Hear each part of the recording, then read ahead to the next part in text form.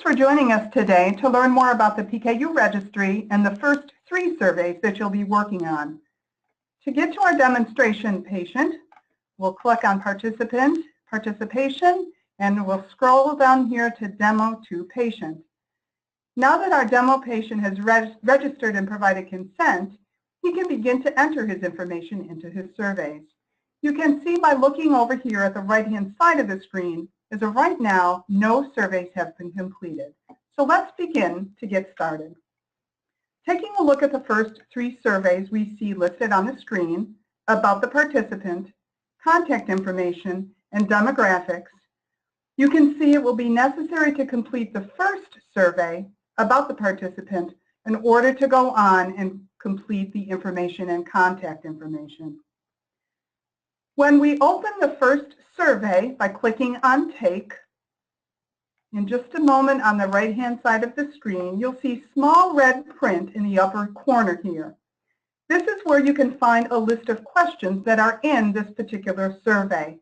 You can navigate through the survey using your mouse to get to a specific question, or you can put your cursor right over the question that you'd like to get to if you prefer. Another thing you may notice is the red asterisk next to some of the questions. An asterisk found by a question means that this is a required question and that it must be answered in order to submit a final version of your survey. If you don't have an answer at this time, that's fine. The survey can be saved as a draft and you can return at a later time. The questions about the participant survey should take less than 10 minutes to complete and will capture information about the individual or the participant that has PKU. This is a survey you will only be asked to complete one time.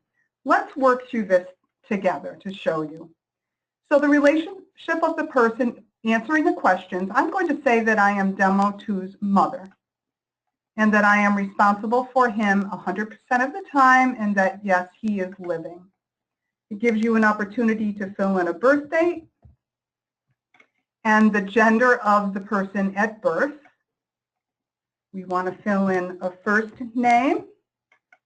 And then there are 2 areas for last name. One is the name that was given at birth, and the other name is the name that is currently in use, and those may or may not be different. The next 2 questions deal with measurements. The first one talks about the measurements that are used when we're weighed and measured. In our case, my patient is weighed and measured in pounds and inches. The next question deals with units of measurements that monitoring Phe levels are done in. So if phenylalanine levels are done and reported in milligrams per deciliter, you will click that. Others may need to click micromoles per liter. Birth country in this case, I'm going to say United States. The state of birth is Alabama. The patient is white Caucasian and not Hispanic or Latino. And then the last question asks about the countries from which a person's ancestors came from. And this might be, these are ancestors including mom and dad.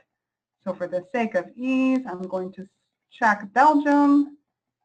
And then we're all done with this survey. And now we have the opportunity here to say this is a draft if we need to come back to check anything. But in this case, I'm going to submit this as a final response because I know my answers are all done. And I'm going to say yes to that question. Now I'm going to take more surveys because I want to go on to finish my next survey. So the next survey that comes up is the contact information survey. And this should also take less than 10 minutes to complete. And it asks about information about where you live and how you would like to be contacted. By clicking on Take, we can get into this survey, and I won't fill it out now, but again, it asks for address, phone number, and preferences on how you would like to be contacted. On the bottom here, if you wish, you may enter the information of the nutritionist who is providing your care. Remember, though, that your participation in the registry is confidential, and no one will be contacted or be allowed to contact you without first obtaining your permission. The contact information survey is one that can be updated at any time, and we encourage you to do this if your contact information, such as address or phone or email, changes. Once the survey is submitted, It can be found under the Surveys to Retake tab. It will always be available to retake.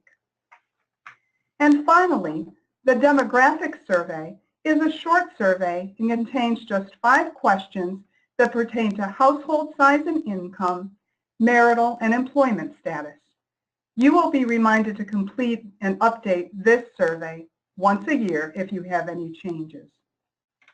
So why is the information that you're entering into these 3 surveys important to the PKU community, or how might it be used to benefit yourself or others in the future? In addition to providing a way for the participant to be reached with any questions, this demographic information may shed light on differences in PKU care or outcomes based on where you live. Researchers, for example, reviewing data on marital status or employment history might better understand how having PKU impacts your daily life. Updating contact information will allow us to contact you if you indicated that you would be interested in participating in other research projects if they became available. Thanks for joining me today to look at these top 3 surveys in the registry. I hope this information was helpful in getting you started on your way to complete your surveys in the registry. Don't forget, for questions or assistance, you can reach the PKU Registry Coordinator at registry@npkua.org. Thanks and have a great day.